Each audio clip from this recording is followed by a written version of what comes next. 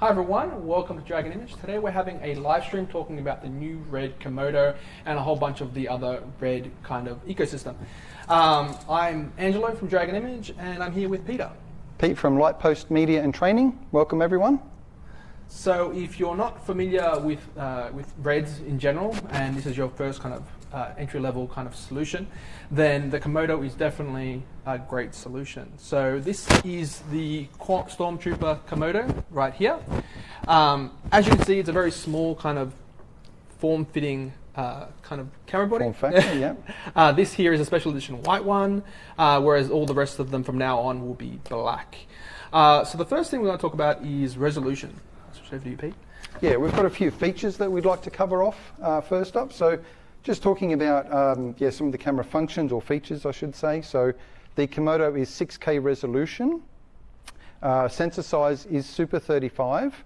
It also has a global shutter, and it has 16 stops of dynamic range, which is on par with the other DSMC2 bodies as well.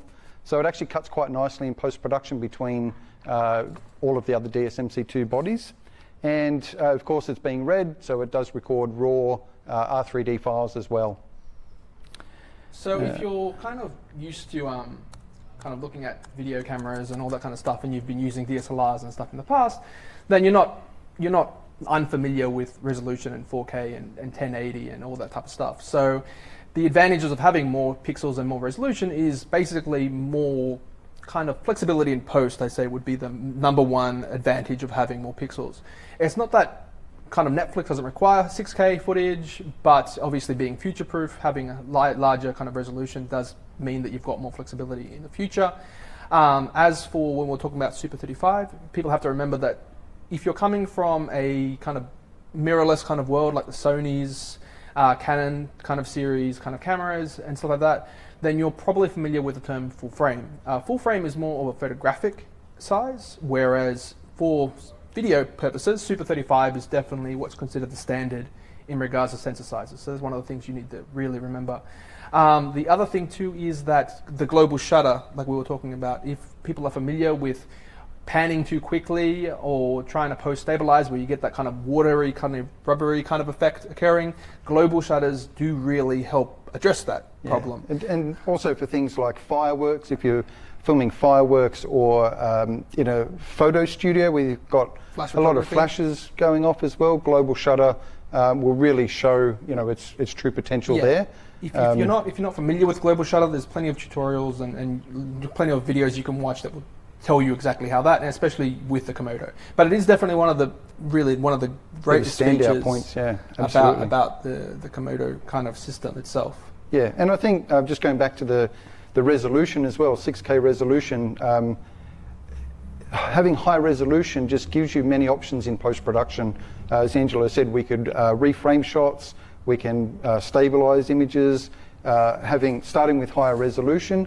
If you do have a slightly underexposed shot and there is some digital noise, when you compress that file back to 1080 or 4K for your final delivery, you're also compressing that the noise in that image as well. So you're actually getting a cleaner final image by starting with higher resolution. I think that's one very important note about high resolution. Okay. So let's talk about, for instance, this camera and its kind of layout and its kind of the features. So the first thing you'll notice at the front of this is it's actually got an RF lens mount. So RF is a Canon mount. It's the mirrorless version of the EF. It's probably the best way to describe it. Canon already make EF to RF adapters. So for instance, if you've been using DSLRs for a long time, you've got a lot of Canon glass, chances are it's EF. So the actual camera itself comes included with an EF to RF adapter. This particular one that we've got here is actually the one that has built-in ND, which is really handy. So Canon do make a whole bunch of different styles of adapters, and one of those is actually a speed booster as well. On the side here, we've basically got the side port for the CFast 2 cards. So Red has decided to go away from their mini mags in this particular case and switch to CFast 2, which is a lot more common and a lot more affordable option for a lot of people. You'll also see down the bottom here, we've got our microphone input and our headphone input, both 3.5 stereo mini jacks, which is quite handy. On the back, we have 2 of the battery mounts. So these are Canon BP9, sorry, 955s and 975 and 975s. Yeah. The thing about the batteries, though, is that Red have an approved list of batteries and an unapproved list of batteries, and they also have batteries that don't sit into any of the one of those lists. If you do use batteries that aren't technically approved but aren't on the do not use list, you basically just come up with a warning when you start it up. Yeah. The other thing too is you've got 2 batteries and they get drained in sequence, so that allows you to hot swap if you do want to do that. Yeah, so unapproved batteries won't display the battery remaining percentage. So if you do have a non-red approved Canon battery on your camera, when you power it on, you do get the warning to say it's not approved. You can still go ahead and shoot, but you just don't know when that battery is going to run out. So you need to do some testing and just document how long the run times are for your particular batteries. So you're not halfway through a shot and then of course your battery dies. So yeah. With that being said, there are other power options. Yeah, like V-lock. Yeah. So for instance, you can actually go DTAP out of the DC in into a V-lock battery, allowing you to power it from a V-lock. The other thing you can do is you can actually buy, like I think there's a couple of adapters for V-lock at the moment. So you've got adapters that will slide on the back, allowing you to power it from a V-lock battery. I'm kind of leaning more towards this style of battery because I like the lightness and the hot swappableness of it. These are the bigger versions of these batteries, so you can actually get ones that are physically half the size, which make the entire unit a lot kind of smaller and tighter. And I think the 975s will give you about 2.5 hours of runtime per battery. So 2 975s on the back of the Komodo is about 5 hours of runtime, which is plenty for most people. And with the smaller size batteries, one thing that I am quite excited about when COVID finishes and we can get out and travel again, a lot of the work that I do is traveling to interstate, and being able to pack a couple of these batteries and a small charger. I could take all of that for the same size as a V-lock charger. So my weight restrictions and the amount of equipment that I'm carrying when I'm traveling is now going to be greatly reduced. So I think that's going to be a big benefit of this small system now. Yeah. So with this particular one, we've actually got it set up with the outrigger handle. The outrigger handle is different to the DSMC2 outrigger handle. One of the main advantages of this one is I can loosen this up and now I can kind of reposition this handle into more convenient locations depending if I'm doing a low shot or a high shot. The other thing I've got with outrigger handle is the start-stop button, which allows me to record and start-stop. On this opposite side, we have the aerial, which is for the wireless communication with the application, and we've also got the on and off switch. It's not a dead switch, so when you do hit off, it will actually shut down the camera in a safe manner, not just kind of cut power to it. So it's one of those things to kind of remember. Very important if you're ever recording and you turn off the camera mid-record, because the recording needs to close the recording in order for it to be found in an editing software.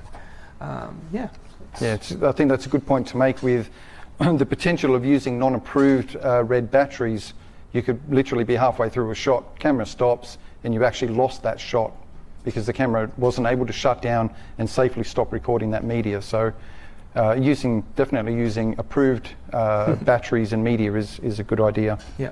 One of the things that you'll notice if you've kind of used red in the past and you've ever looked at buying a red, you know that normally you buy the brain, you buy the lens mounts, you buy the monitor, you buy cards, you buy all those accessories that you go. Like, technically speaking, you can't even power red if you don't buy a module to power it. You buy the brain and then you buy the V-lock I/O module in this particular case, in this generation, in order to power it. That's not the case with the Komodo. So when you buy a Komodo, it comes with the brain. The brain itself has the battery plate built into it. It's got a monitor built into it that is touchscreen, which allows me to adjust my menus and so forth. It comes with an RF lens mount, and it actually comes with the EF to RF adapter in the box, the standard one, which is just basically just converting. That does allow you to use the autofocus and communicate with all your EF lenses. RF lenses are coming soon via a firmware update, I assume in the very near future. I think there was a... It also comes with AC power. Yeah, there was an announcement recently, I think, or a leak recently that Red had started working on some RF autofocus. So I think that hopefully won't be too far away. Yep. But as it stands, most EF lenses are working quite well, and we've been testing them here tonight and getting really good results, especially using the app as well. Being able to focus via the app is quite a good little feature. Yeah, it's very responsive. Yeah. What's next? Cages. So we've got, or Red have a list of cages or frames that you can put around Komodo as well. And I'm sure over the next 6 months there's going to be a whole bunch of different manufacturers that will bring, various designs out as well. But I think one of the benefits of this little Komodo is that you can literally take this in a backpack and take it anywhere, or you could build it out into a bigger system if that's what you needed. For instance, like your ring just over there on the... Yeah. So we've got my Komodo set up here with the Ignite Digi cage. It's got the quick release system there from Bright Tangerine. And that system allows me to obviously add an external monitor or a handle. If I wanted to run audio, there's plenty of mounting points for that as well. Obviously, it does build out the system a little bit more. But overall, I think, Komodo, you just have so many options of keeping it super tight or building it into something much bigger if you needed that versatility. Do you want to go through so the menus? Yeah, we'll actually head over to that camera now and do the menus, I think. So let's go over frame rate. So let's jump over to the other Komodo here, and we've got a... Is that switched on? Yeah, that's switched on now. So let's come over here. And we've got that in focus. So we're going to have a look at some of the menus from the Komodo. And if you've shot Red already, DSMC2s, you will notice that the layout of the menu is slightly different now.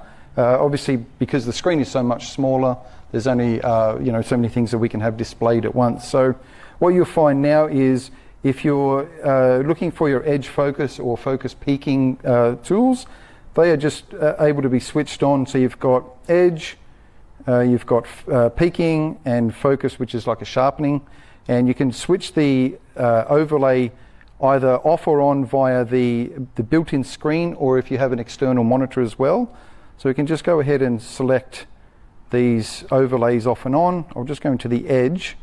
So now you can see that with the edge focus, it blacks out the image, and we just get a silver outline around whatever is in focus. And if I just zoom in a touch there, this is one of the great features that I love about Red is this edge focus. Because if I really need to, have super critical focus on just an eye line or a really particular spot on a subject, I'm not distracted by anything else in the frame other than what's in focus. And I can just go ahead and switch that off, go back to the full color image now. And we've got the SDI tools as well, so I can have that as an overlay if I'm monitoring externally as well. If we just select this button on the left here, now I go into my exposure settings. So I've got histogram. If you are familiar with DSMC2, you'll know about the goalposts and the traffic lights. And they're now they're now sitting here on the left. So if we were to bring our exposure all the way down, now you can see that I've actually underexposed this, and I've got my red, green, and blue channels heavily compressed, and I can see that visually here by them being pushed all the way down. And again, if I open that up, now you can see that my exposure has come back up, still a little underexposed, and I can see on my histogram there that it is a bit underexposed. And these lines at the top here are the traditional traffic lights. So if this image was overexposed, my red, green, and blue channels there would also start to show up as well. If you needed to do black shading, so if you're familiar with DSLRs and this is your first introduction to a Red ecosystem, black shading is critically important. So when you're doing a black shading, you're basically telling the camera to look for any random noise and also fixed pattern noise, and it will sort of shade out any of that black or any of the fixed pattern noise, and it'll give you a much cleaner black. So the way that we do that is we go into the menu, and we can come down. This screen is also touchscreen, by the way. So we come down into, we go into settings.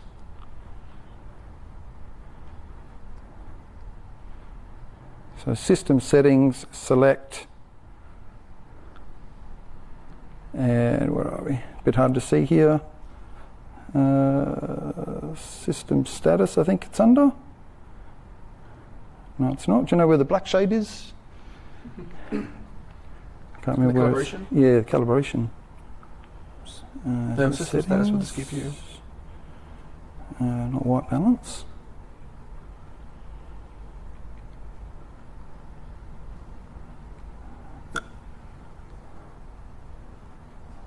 I've only done it once when I first got the camera. Maintenance. Oh, maintenance, that's it. Calibrate. Still learning my way around the system. User. Okay. Yeah, keep scrolling. Nope, that's as far as it goes. Nope. Sorry, guys. Obviously, being a new camera, we're still trying to figure out the menu system, so we're still adapting from DSMC2 to Komodo. One of the things while we're here, you'll see that spot there that says upgrade. Is that where you do the firmware? Firmware, yeah. Yeah. So unlike the previous Reds where you would just drop the firmware update on the card, now what you need to do, and then put it in the camera and then switch it on, and it would automatically detect it and then do it. In this particular case, what you've got to do is put the file onto the card, put the card into the camera, then go to this section, which is different to the DSMC2 world, and actually, so actually click upgrade. Down. Calibrate. Yes. Yeah, that's calibration there. Yeah. Sorry. So then this allows you to do the black shade. Black shading. Yeah. Yeah, which takes about 10 minutes, I guess, if that. It's a pretty quick process. If once you've updated firmware, you should always do a black shade as well. It just makes your blacks better. Yeah. Yeah. Yeah, it just gives you a nice clean black. So yeah, if you're doing a firmware upgrade, you would go into upgrade, and it's saying that we don't need to. There's actually no firmware loaded onto the card. If there was, you'd have the option there of selecting to upgrade. Yeah. So go out of that. Okay, so one of the other main, I think one of the main features is that communication and how good it is comparatively to the previous one. So one of the things that you can do now is Red have their own app called Red Control, specifically designed for the Komodo. And what that allows you to do is it allows you to basically, you can create a wireless hotspot with the Komodo. And what I've done is I've actually got it set up here. So I want to, So this is the app as it appears. And one of the things that you can kind of see, can you see Amara? So you can kind of see we've got two monitors side by side, and this is the wireless. And the latency is just phenomenal. Like it's so much better than my expectation. Like you kind of live in a world of going, it'll be okay. It'll be it's usable. Yeah. But not like that usable. The other thing you can also do, and we can't necessarily show it with this lens. Do you want to just bring over the I'll grab the other one? So what I'm going to do, I'm just going to quickly kind of show you. So at the moment, I've connected to the Wi-Fi network from this one. So what I'm going to do is I'm just going to go back to my Wi-Fi, and I'm going to turn that one off, and I'm going to switch over to the other Komodo. So we've got this little white one. That's currently got a Canon EF lens on it. Yeah, 16 to 35. 16 to 35. And I'm going to switch back to this. I'm going to scan. I'm going to find that camera. And when you first connect to the Wi-Fi, you have to put the password in. So it's not like someone can hack your camera without you kind of paying attention. And so now I'm looked into the camera that Peter's got over there.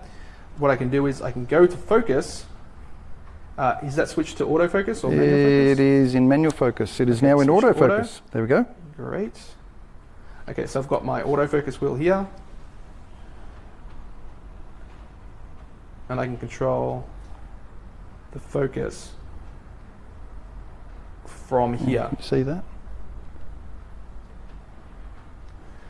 It's actually a lot easier to access all the menus and everything. I find it a lot simpler from off the app. Yeah. I find that the little screen is good for kind of going through things, but if I'm going to set up the camera for a first shoot, I'd probably open up the app make all those changes the way I want to, and then kind of go from there. Yeah. So once you're connected to the app, you've got access to your kind of iris if you want to. You've got access to your ISO, your frames per second, your resolution. You can adjust audio. You can adjust a whole bunch of other different settings. If you want to use focus assist, if you want to change the latency of images, have presets for LUTs, grids, all these type of things. If you wanted to, I can also take a snapshot and it will instantly save that to my gallery. So if you're the type of person who's doing a lot of stuff on location, you want to have images on your phone quickly to be able to send to people, being able to take snapshots straight on the application is just amazing. I go over, I've got all my audio settings, which is coming up live from the thing. So the camera does have inbuilt microphones, as you can see there. Again, back to focus. One of the things that you will kind of see on the focus is these little arrows. So for instance, if I focus there, if I just touch the screen and autofocus is on, so it's focused there, I'm going to make that red. Okay. Actually, Peter, can I get you to come over here, just so I've got some foreground elements? Yep. Okay. Sorry. So let's. Okay. So we've got that screen. That screen is currently in focus, and I'm going to make that one red. Then I'm going to move my focus over to here, and I'm going to make that one orange. I'm going to turn off the autofocus, and now I'm going to tap the red one, and it will automatically go from that one, tap it again. And you can adjust the speed and sensitivity of that as well. So for instance, at the moment I'm on 2 times, so let's just crank it to 10 times for instance, and now I press orange again. Am I on red or orange? Red. Going to see how powerful that can be, and you can have multiple. Obviously, it's not A and B. In this case, it's A, B, C, D, E, F, G, H. So I can have a set. If you're recording an interview, for instance, and you've got Komodo set up over your shoulder, you could have a camera assistant just sitting there with the app and just focusing, on the fly, basically with an app. I've also got access to the other kind of menus, system settings, for instance, like we were talking about before, about maintenance. So for instance, I could go in here and go calibrate, and then it will say, do you want to do a black shade? Yeah, so it's so much quicker to use the app. It's like, I do really enjoy the use of the app. If I go into landscape mode, I can... the latency as well, you can adjust the speed or the quality of the preview. Yeah, so here, so the for instance, lower quality, the faster the latency is. So so we've got live stream. I can set this to low, medium, or high. High gives me the nicest quality, I guess. Yeah, highest image. Yeah. But in return, I lose latency. I gain latency. Sorry, making it slightly more laggy. And you can kind of see that when I go. If I switch over to low, for instance. I don't know if you can see it in the camera, but I can definitely see crushes and compression ratios kind of coming into play. Where when I switch back to medium, which I find perfectly okay, I don't see there any problem with that. It's definitely a lot more helpful. One of the things that, and then from there, you can also have different outputs as well. One of the things that I didn't mention, which is in this section here, is you've also got all those tools that we were talking about with regards to focus and all that type of stuff. Now I've got to just remember where you put them. There's definitely a transition from DSMC2 through to Komodo, still figuring out where the buttons are. Edge, peaking, false color, edge. Record button. There's a record button. Oh, where are they tools? I did see them earlier, I just can't remember where they were. Lens tools. One shot continuous peaking, autofocus beta, lenses. Nope, that's not it. No. My apologies, guys. I know that I should have probably found these before I started talking about it. But what are you going to do, huh? You know what, I'll come back to it. Yeah, we'll come back to that one. I think we'll go on. Yeah. So as you can kind of saw from the camera,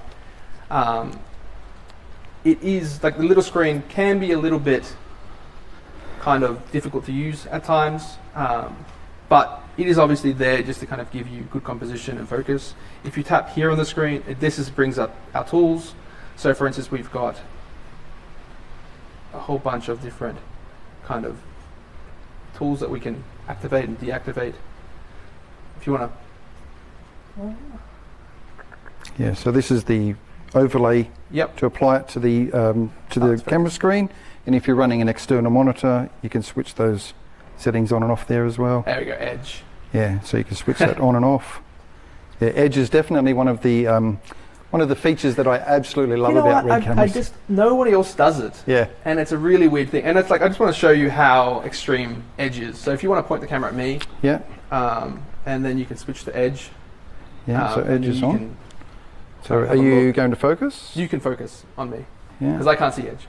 Yeah. So Edge is like, it's kind of like peaking without the picture. See that? Yeah, so I use this quite a lot, this comes with actually. all of the Red cameras, and it's really good for getting that finite focus. And pairing that with the autofocus ability to switch from A, B, C, D, and so forth, it's an amazing tool. Like I feel like it's definitely one of those things that a lot of people don't realize Red can do. I was actually just saying, I was at MIT in Melbourne, and they didn't realize that the cameras had, or the people I spoke to didn't realize that had Edge. Oh wow! But now they do. Yeah, and I think it's amazing. It's like a hidden secret. Like even I do a lot of training for Red cameras, and it's actually quite amazing how many Red owners don't even know that Edge is in there, and yet it's something that I use every time I pick up the camera. I couldn't live without it, to be honest. It just allows me to achieve absolutely critical focus without being distracted about the rest of the image. I'm just focused solely on my focus. I'm not worried about what's around because this is a controlled environment. Yeah. One of the other things with communication too is that if we connected that camera to the network, so basically our Wi-Fi network, if we connected it there, we would be able to give people an IP address anywhere in the world. Yes. Then they could log into and see a live feed from our camera. Yes. Yeah, which wouldn't have all the controls that the app has. All that is that it's a clean picture. Yeah. But it's definitely a way to share vision with multiple people. Especially in COVID times where you may have a producer somewhere else in the world or somewhere else in your country, and you can send them a live feed, and they can visually see that you're actually framing the shot, the way that they are envisaging it. So having access to in-camera streaming, essentially, I think is an absolutely great tool, to be honest. Yeah. So, like, you've had your previous Reds, and now you own your Komodo. This is here, the 6K black Komodo. Where do you think it fits in the ecosystem of kind of Reds? It's an addition. It definitely doesn't negate any of the other DSMC2 cameras. I think it definitely is like a brother to the other lineup, or the rest of the lineup. There's certain times where you do need a smaller camera, and that's where Komodo comes in. Obviously, it doesn't have the full functionality that DSMC2 does. So if you need higher frame rates, if you need some of that other functionality, then DSMC2 is the camera for you. But Komodo, so far, I haven't come across any drawbacks with it. For the style of shooting that I do, it's been absolutely great so far. So super happy with it. But yeah, I definitely don't think it's going to outdate any of the DSMC2 cameras by any means. There's definitely some a place for if you need 8K resolution, or the Gemini if you need that low light or high frame rates, that sort of stuff. So So if you're not used to if you haven't dealt with Red before, then you probably aren't aware that Red do DSMC2, which is their body style, and then they do different sensors. So you get the same brain, which is this guy here, but then it's available with different sensors. Yeah. So the most popular sensor I'd say at the moment is probably the Gemini sensor, which is definitely. a 5K sensor, Super 35. Yeah. And then you've got the 8K Helium and the 8K Monstro, which is more premium, larger than full frame, larger than life, kind of beautiful kind of sensor and pixels, and just the quality of the image is amazing. And one of the things that Red's always kind of invested, I guess, most of their effort in is color science and their quality of their sensors and dynamic range. Yes. So one of the things that, for instance, there are lots of cameras out there that shoot 4K, 6K, 12K. Yep. But this camera here has a 16.5 stop dynamic range. Yes. Which means if you're, for instance, a HDR, which is what, 12 stops dynamic range? So if you're, for instance, recording something for HDR, I can overexpose by 4 frames and still recover that information. Yeah. I can underexpose, and I've still got have that more shadow information. detail. And the amazing thing is, like, I can pull detail from those shadows. Yep. That you may not even be able to see until you go, you know what, let me just pull this a little bit. Or the highlights. Like the new highlight roll-off in IPP2 is amazing. Yeah. And I'd just like to touch on a point there. What I've come across a few times is a lot of these external monitors that we're putting on cameras, they don't actually have the dynamic range that the sensor does. And I've actually been in situations where my external monitor has been completely white. The image has just been so bright that the monitor hasn't been able to display it. But I'm just trusting that my histogram, my goalposts, and my traffic lights are correct. They're giving me the information straight off the sensor. So I can actually tell, even though I can't see the image, I can actually tell that my image isn't clipped. You've got details. So I trust that the tools that Red have coming straight off the sensor are true. And as I said, I've had many a time where I've come to the point that the image is so blown out on the monitor, come home, popped it into Resolve, and it's looked perfect. So yeah, I think the dynamic range of Red cameras far exceeds pretty much anything out there at the moment, and definitely monitors and screens that just don't have the same dynamic range. One of the things that that people kind of ask a lot is, does the Komodo replace the SMC2 in the lineup? And the answer to that is no. Like definitely not. The Komodo is not.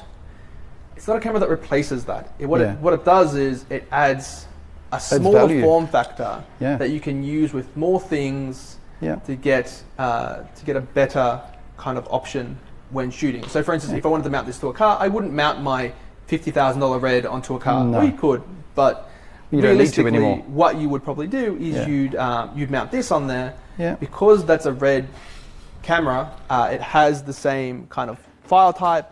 I know it's going to match. I know the color science. I know I can trust Red's ability to kind of use those things, to use the sensor and so forth. Whereas, like, a lot of people try to use mirrorless cameras in conjunction with the SMC2, and then there's a lot of post nightmares that kind of go into that. Different looks, and it's a subtle thing. It's not like a lot of people go, "Oh, it looks similar," but then you get like that 1 out of 10 guys that just like, "That's really ugly." Yeah, what I find in post is you can't, you can match colors to most degree, but you can't match dynamic range. Yep. You can't shoot 8-bit cameras and make them look like a cinema camera because they don't have the dynamic range. They don't have 16 stops. You can, as I said, make the colors look good, but you just can't make them match that well. So the Komodo matches perfectly with the other cameras that I've shot, the other DSMC2 bodies. So far I haven't had any issues in matching shots, and to be honest, I take the files out of Komodo and they look identical in Resolve, whether they're Gemini files or Dragon X files or Komodo. They're pretty much perfect straight out of the camera as far as matching between the different Red sensors. One of the things that I guess one of the advantages to DSMC2 over Komodo is that the DSMC2 ecosystem has a lot more choice, I guess, in all your settings. So higher compression ratio choices. So if you're not familiar with Red files, Red RAW files have their own compression ratios. So DSMC2 is like anything from like 2 is like 2 to 1 at the lowest end. 2 to 1 at the lowest compression, all the way up on some settings. All the way up to 22 to 1. Yeah. Which, like, I don't recommend anybody using 22 to 1. Like, I get people going, "Oh, I'll shoot 8K and do 22 to 1 because my computer will be able to handle it." It's like, I don't know if that's a good trade-off. There's other ways around that. But you do have those finite kind of choices in regards to compression ratio. The other thing you have is frame rate choices. So the Red's ability, I can dial in a frame rate. If I want to shoot at 13 frames per second, I can shoot at 13 frames per second. Yeah. If I want ISO 1112, I can have that ISO. If I want a custom color balance, I can have a custom color balance. If I want, you know, if I can do those things. OLPFs. Optical low pass filters. With DSMC2 bodies, we can change, which is, you know, all manner of... super important for underwater. Doing a lot of underwater work. I personally wouldn't go underwater on a DSMC2 without the H2O OLPF. But there's, you know, the low light version of OLPF. So if you're not familiar with OLPFs, basically what they do is they change the way light behaves before hitting the sensor. So it's not something you can change in post. If you've ever... Imagine shooting something with just red light. There is no way to pull out the other colors. It's all gone. It's not recorded, so it's not recorded, so you can't record a thing. Whereas if you record with all your light, all your spectrum, then you have options. And that's what kind of the underwater, the H2O OLPF does. It gives you because obviously as you go underwater, it gets bluer, it gets harder to get other lights. Much better separation between the primary color channels, red, green, and blue. And I've also found that it actually white balances the cameras significantly better. So it's definitely an improvement on the image overall, without a doubt. And so with Komodo being the lens mount is built into the camera, so it is Canon RF mount, super small flange distance, but we can't change the OLPF, can't get in there to change it, where as DSMC2, we could take the lens mount off, take the OLPF out and replace it with a whole stack of different... standard, low light, underwater, and then you've got people like Kipatai who make custom like NDs and all this other stuff. Which is very important. The other thing too is that with DSMC2 Reds, higher frame rates. So at 2K, you can shoot a maximum of 300 and something frames per second. Way more than you probably need. So 4K, you can shoot 120 frames. Where at the moment with the Komodo, you haven't got speeds up to that level limit, and that's obviously to do with processing and its ability to handle that much data. It could be something they address in the future. We're not sure. We hope. It's always a dream. As it stands currently, if you're in PAL, so 25 frames per second, you only have the choice of 25 and 40 frames per second. So if you at 6K resolution, if you did need more than that, if you needed 100 frames, then you'd be looking at Gemini or one of the other DSMC2 bodies. One of the other things to also think about is that one of the questions that people say is like, why didn't they choose an EF mount? Why did they choose an RF mount? And the reason is that RF mounts have a super small flange distance. What that means is that it can be modified to other mounts quite easily. It's not limited. Whereas if they started with EF, there is no way to go to a mirrorless mount. You can't go smaller if you start with that. The other thing too is, like, for instance, this this adapter here. So Canon make a whole range of different adapters. This is not the one that comes with the kit. This is another one that's sold. This one actually has the variable ND built into it. So if you have a look on the screen, I can just turn that. And that's one of the things that people go, oh, it doesn't have built-in ND. It's like, the well, Canon does, no, it doesn't, but you just buy that. And the thing is, this here is removable. So I can replace this VND with, for instance, polarizer. I can do that. This is very flexible. The other thing is that Canon are bringing out the speed booster. So if you're not familiar with speed boosters, speed boosters take a sensor coverage and compress it down to a smaller sensor size, giving you an extra stop of light, and the look the lens was built for. So for instance, this is a full frame lens on a super 35mm sensor, so it's cropped in a little bit, whereas if I use the speed booster, there would be no crop factor.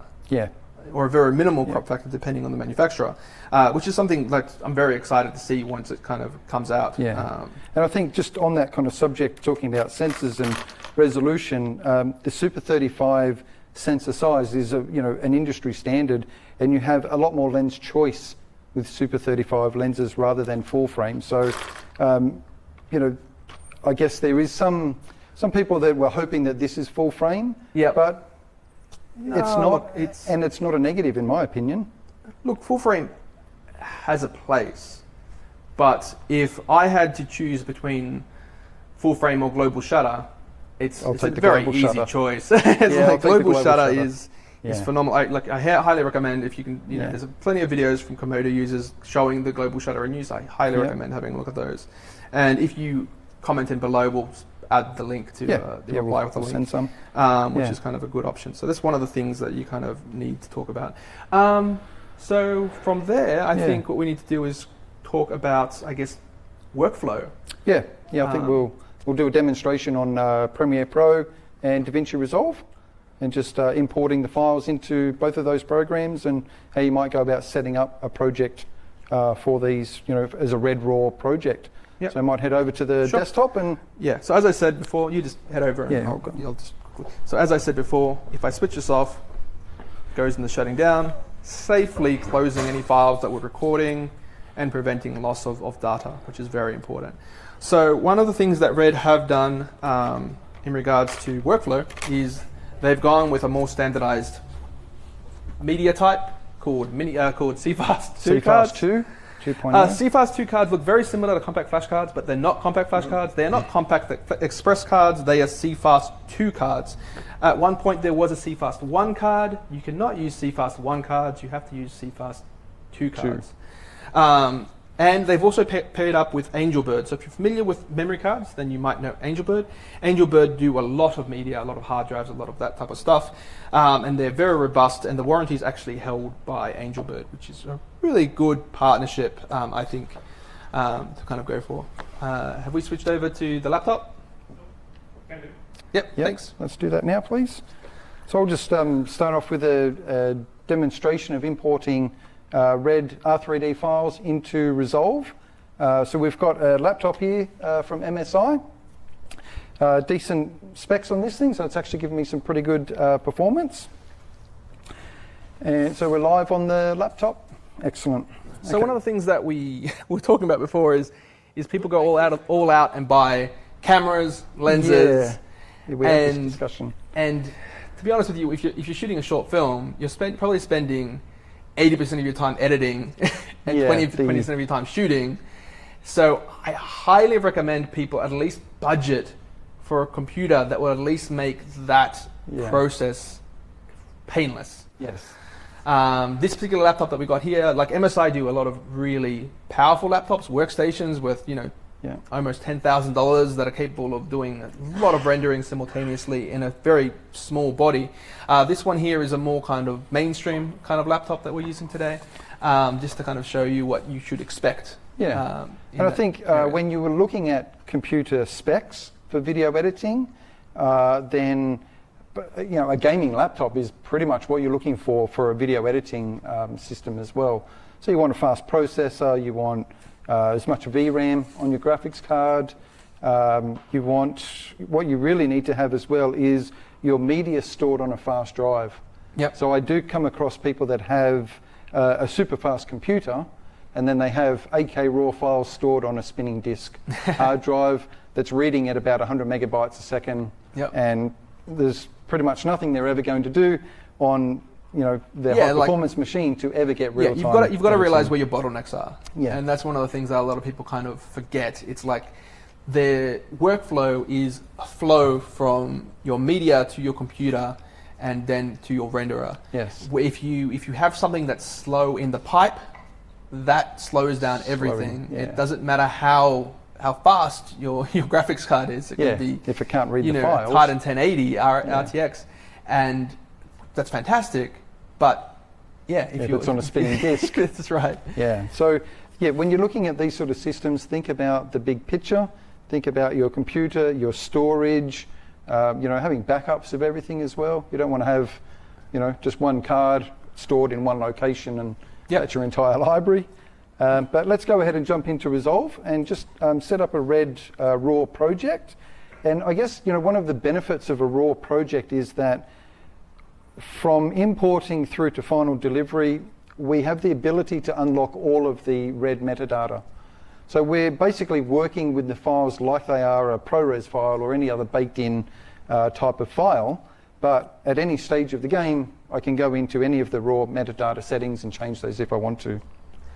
So just to show you what that looks like. Yeah, so I'm just locating a clip that's stored on the internal drive on this laptop. I'm going to bring that into my media pool in Resolve.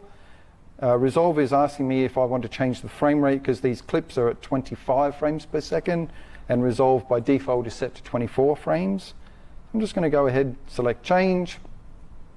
And now I want to go into my settings and just set this up as a red raw project. So I'm using the free version of Resolve at the moment, so our timeline resolution is limited to Ultra HD. And I'm going to just go into the camera raw setting, drop down menu and select red. And ideally I want to be using either full res premium or half res premium for my playback if my computer can handle that, because there's certain functions in the red workflow that are only available if you're using one of the premium decode quality settings. So if you are struggling with playback, you may have to come down to something like quarter res or 1/8 res to achieve better playback. But I'm just going to go ahead and select half res premium on this machine.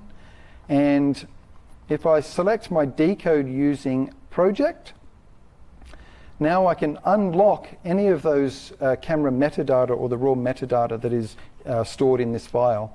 So I want to go ahead and select my color science as IPP2, and just for this exercise I'll leave the color space set as Rec 709.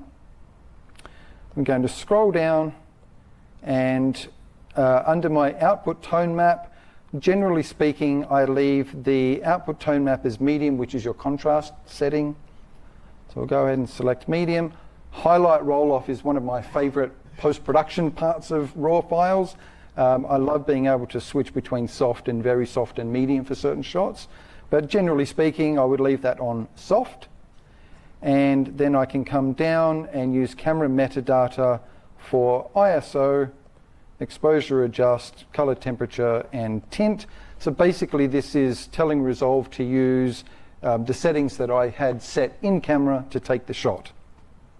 So one of the things that dealing with raw files, which is different than when you're dealing with, for instance, a Canon compressed file or a Sony, is that a lot of the information or the settings that you selected in the camera are actually just metadata. They're not actually burnt into the file. Yeah. So for instance, if I was shooting on a Canon 5D Mark IV, my ISO, my white balance, both baked into the file. I can't change them in post. If I try to change them in post, I'm just going to end up, making the image grayer or making the image overexposed.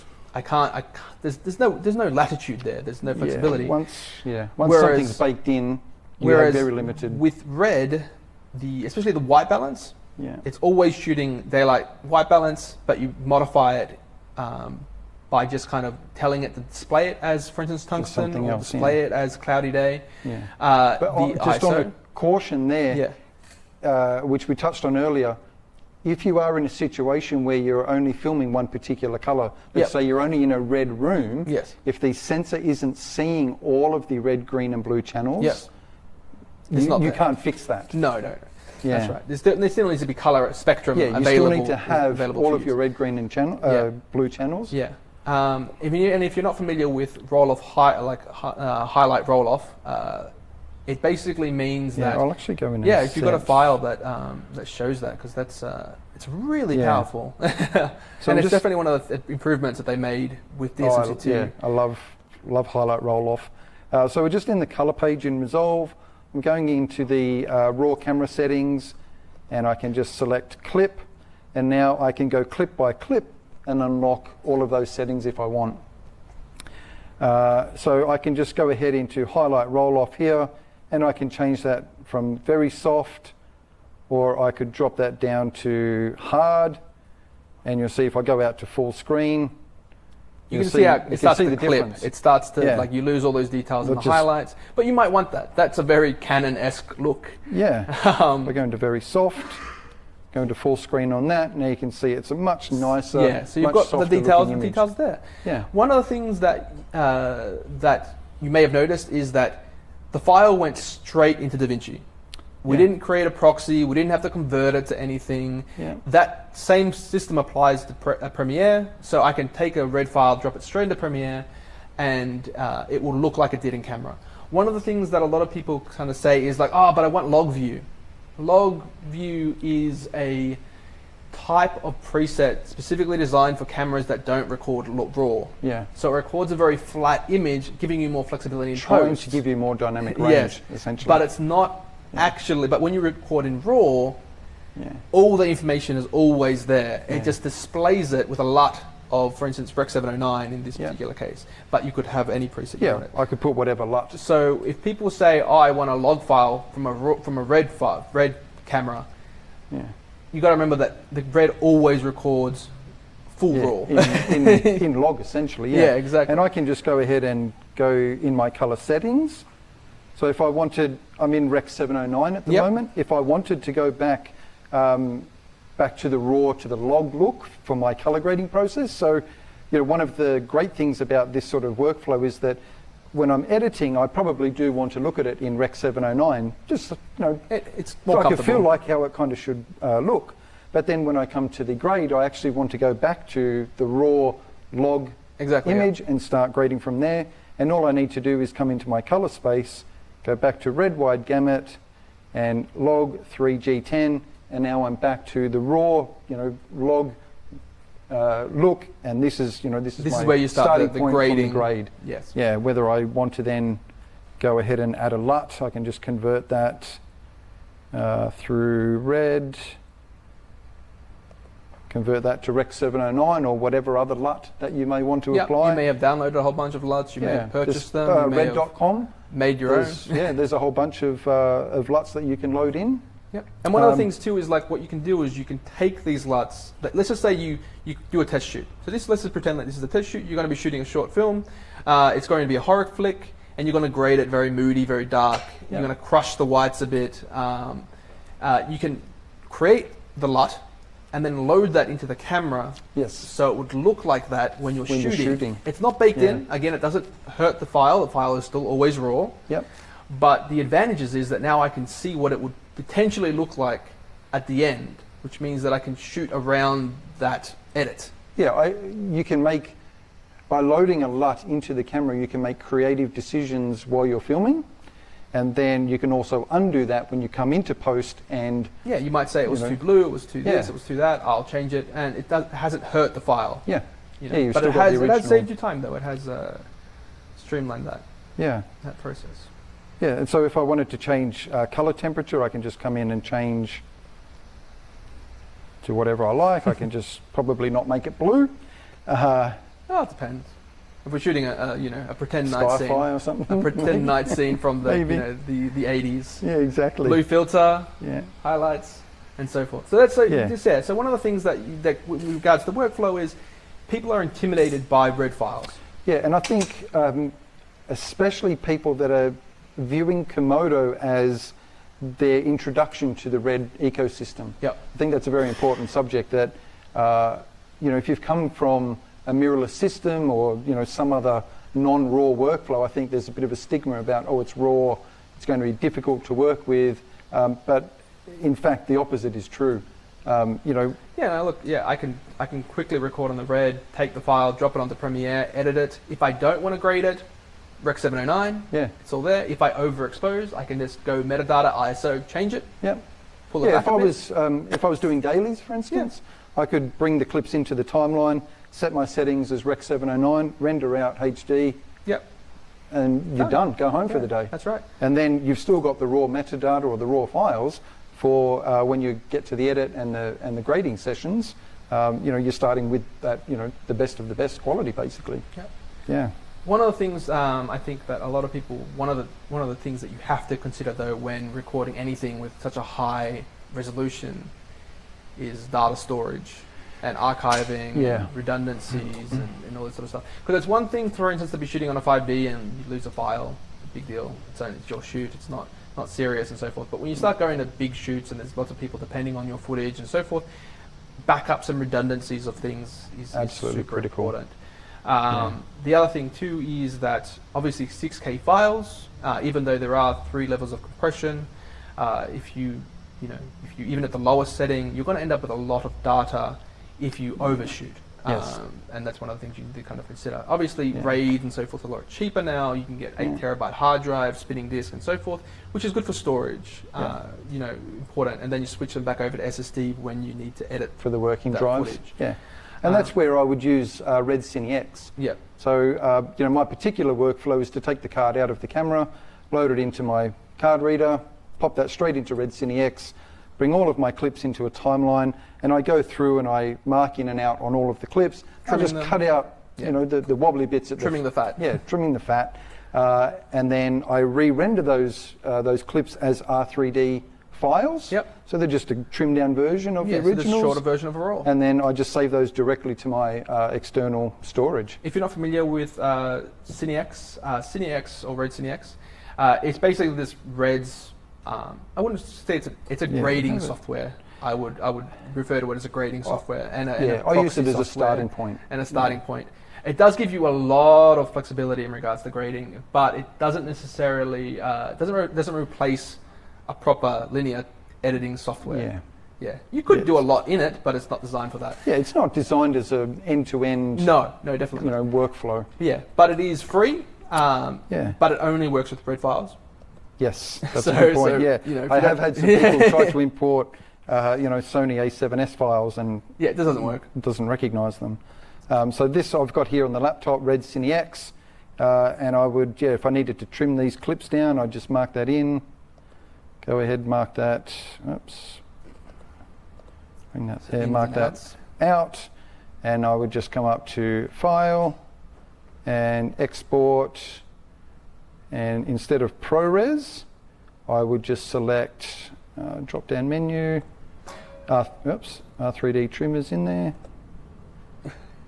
Getting used to cameras and laptops and everything. This is important because, for instance, if you take this file into Premiere and you export it, you're not going to be able to export it as an R3D file. You can only export it as a compressed file type. Yeah. So that's just one of the things you have to remember. Whereas in CineX, it allows you to record it allows you to trim it and save it basically. R3D. Yeah. And so you don't lose that all file. of that, so you still have complete RAW and all that type of stuff. Yeah, it's the same file name. Yep. Nothing changes except for the duration of the clip. Yeah. Well, I think we're running out of time. Yeah.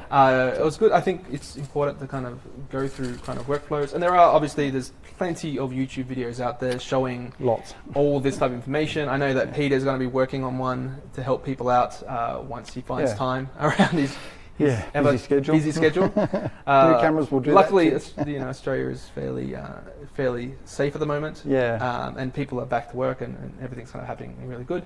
Yeah. As for new orders, Dragon Image is the Australian authorized dealer for Red.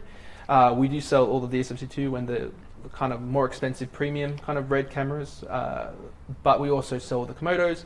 If you're interested in Komodo, you can always go to our website, find all the information on the Reds there, or you can contact us you can probably email info@dragonimage.com.au is probably the best thing to do, and we're always happy to help. We'll go on the comments, we'll try to answer everything we can, and we'll put some links in there and really try to get to everyone in a timely manner. But thanks for the patience. If there is any questions, please just put them in, and we'll get through and answer all those for you. Thank you so much for your time. Thanks for coming along. Appreciate it.